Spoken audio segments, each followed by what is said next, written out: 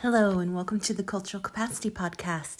I'm Gonzalez-Howard, one of your teachers here on the Cultural Capacity Podcast at Educator Aid Incorporated. Just real quick up front, I just wanted to tell all of our listeners thank you so much for your support in 2023 and into 2024. We are now going to be releasing our episodes every Monday evening at in between 5 to 6 p.m. Eastern Standard Time here in the United States. So if you are an avid listener, one of our supporters, and you take away precious gemstones every week, little tidbits of information for your own professional and personal development, here is where you want to visit Monday evening as you kind of ease into your week. Today's episode is going to be quick but mighty. I'm going to be talking a little bit about leveraging your creativity and imagination in the workplace in this week's episode, Workplace Wellness Edition. Sometimes in our professional lives, in the workplace, we notice problems that crop up from time to time. I'm sure you're all nodding along, smiling knowingly. This is very true. It is not unique to any specific industry. We all have issues in our workplace environment that can get under our skin and can turn into big problems for both us and the groups that we work with. When issues and problems and catastrophes arrive on the scene, I actually get a little secretly excited because I am a creative person, I'm an innovative person, and all of us have these components to our personality that in the right circumstances, in the right time frame, and with the right people around us, we are able to use our creative energies, imaginative energies to leverage different creative solutions in the workplace. You might be thinking to yourself, actually, I'm not creative in the least bit. I have no inclination to be creative, and really, imagination is reserved for those who have lots of free time. I highly disagree. Just by virtue of being human and surviving each and every day, we are using creative and innovative solutions to make that survival possible. One thing that our brains automatically do when a problem arises is we try to seek a solution. Now that can come in many different forms, some of them more toxic than others. If we haven't done a work with our own creative muscles, sometimes the likelihood that we're going to point fingers to those around us and maybe start gossip and attack people that we think are the cause of different problems is more of our creative solution. For those of us that have done work to kind of work that creative muscle, be liberated in using that creative muscle, we are more likely to often search out unique ways of leveraging our creativity that is positive for us and positive for all involved. I'm going to use an example from my personal life that maybe is a little bit more home-oriented. However, I think it carries well into workplace scenario as well. My example is I am raising 3 teenagers, none of whom act in the same manner. They have widely varied personalities. Their interests are very different. When they approach problems, they don't always approach problems from the same perspective. Sometimes their reactions are much different from one another. So as a parent to these humans, in my household, I've had to use creative solutions to come up with different ways of interacting with them. And this comes into play with my own personality as well. You know, anytime we're dealing with any kind of problem or conflict situation, we have not only our own personal vendetta to take into account, but also there's another person or maybe more than one person involved in whatever situation we're dealing with that we have to take into account the uniqueness of their perspective.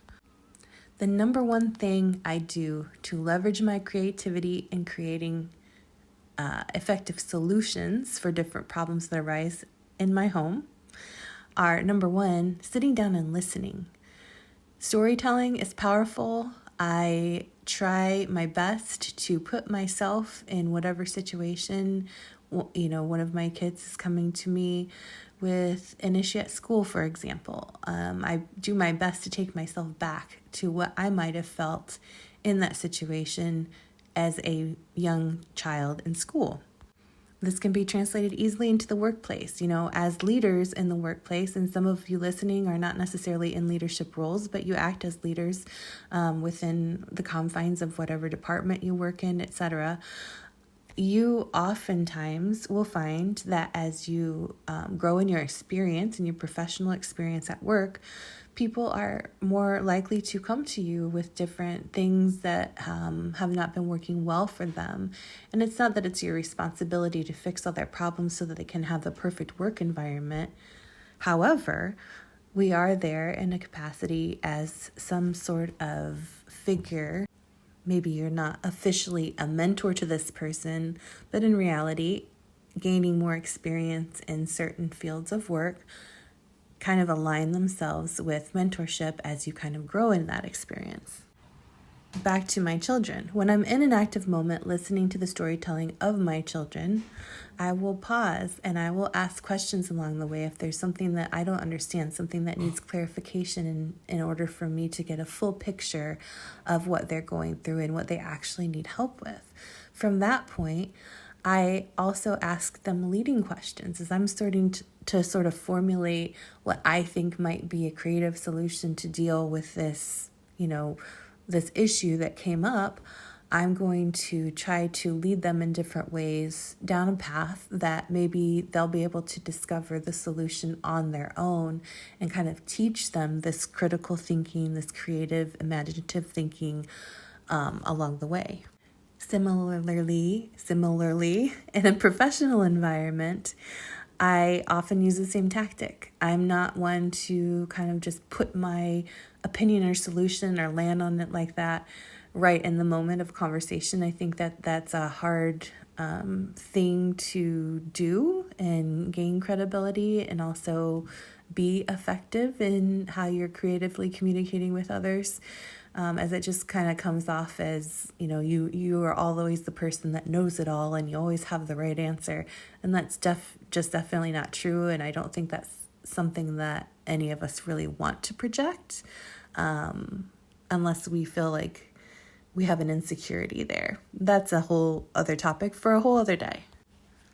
I always encourage my children and my clients to take time with different issues, processing through. An initial conversation is great and helpful for generating creative solutions, but we all need time then after that conversation to individually debrief with whatever subject matter and kind of process things on our own, kind of figure out where we're landing and what might be a viable solution in reality. Part of coming up with creative and innovative solutions to problems that arise is to maintain this open space of mind where you're truly talking through every angle of an issue without judgment on it or without favor towards one solution or another. For anybody that has dealt with anything of great magnitude as far as a problem in the workplace, it's always important to then come back, and I practice this in my own home with my children, come back at a later time where everybody has had time to process and kind of ingest the information and then come up with maybe a plan with specifics that go along with it to address this problem and measure the progress of the addressing of the problem. So often, personally and professionally, we tend to throw what we think is a great solution to a problem at the problem, and then maybe there's not much follow-up or much thought given. We just kind of assume that the issue is taken care of and that it will take care of itself. All innovative and creative solutions require some sort of a measurement at the end of the day. In order to better approach this single individual issue as well as others in the future. So during your debriefing process where you're talking about what you're actually going to do, your step-by-step to address issues, you're going to find that this period of time is often, maybe filled with a little bit of buzz, a little bit of excitement about looking at things from a different angle. That's because you put time, energy, and effort into exercising your creative muscles and producing something that will hopefully have the outcome that you want it to have. Personally and professionally speaking, my BS meter goes on high alert when people come to the table just wanting to throw money at problems or,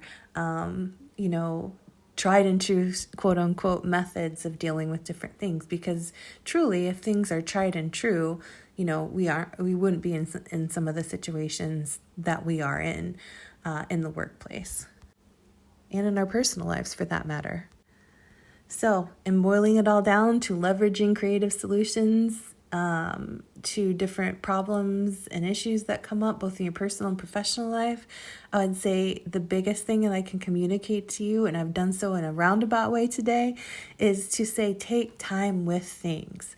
Really give things deep thought and consideration before charging ahead. Write things down. Don't be afraid to say things out loud for fear of sounding stupid or ignorant or any of the things that we tell ourselves about our creative energies. Your solutions might not always work. They might not always be effective. But in order to kind of breach different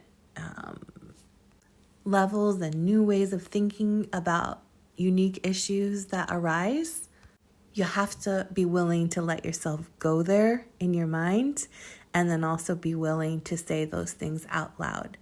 It's not to downgrade or bring down another person or a group of people that you may be in contact with that is maybe part of this problem or you see as part of this problem that you're dealing with. You want to make sure that all of your thinking processes are not targeted. They're not targeting specific beliefs or values that other people hold. You're simply coming to the table with your own unique ways of leveraging your way of looking at the world and how you live in it. Sometimes being a creative and innovative person at the table requires you to be silent actually for a period of time so that you can fully process and be well versed in the way that you foresee things shifting for positive change in the future. A big part of this process is leading people to kind of not get on board with your specific solution, but to collaboratively join in the conversation with you so that you might come out in the end with a really beautiful plan in place to address something that maybe has been plaguing your personal life or your company life for a long time. I hope this was helpful. Stay tuned for next week's episode of the Cultural Capacity Podcast. I'm sure we'll be coming to the table with some great insight into your professional development. Make sure that you are also checking out our Featured Voices monthly episodes. I happen to be actually the interviewee for this February Cultural Capacity Featured Voices episode, if you want to take a listen to that. Your support, again, is always incredible, and I thank each and every one of you who has subscribed and watched our episodes and are coming back for more. We'll talk to you next time.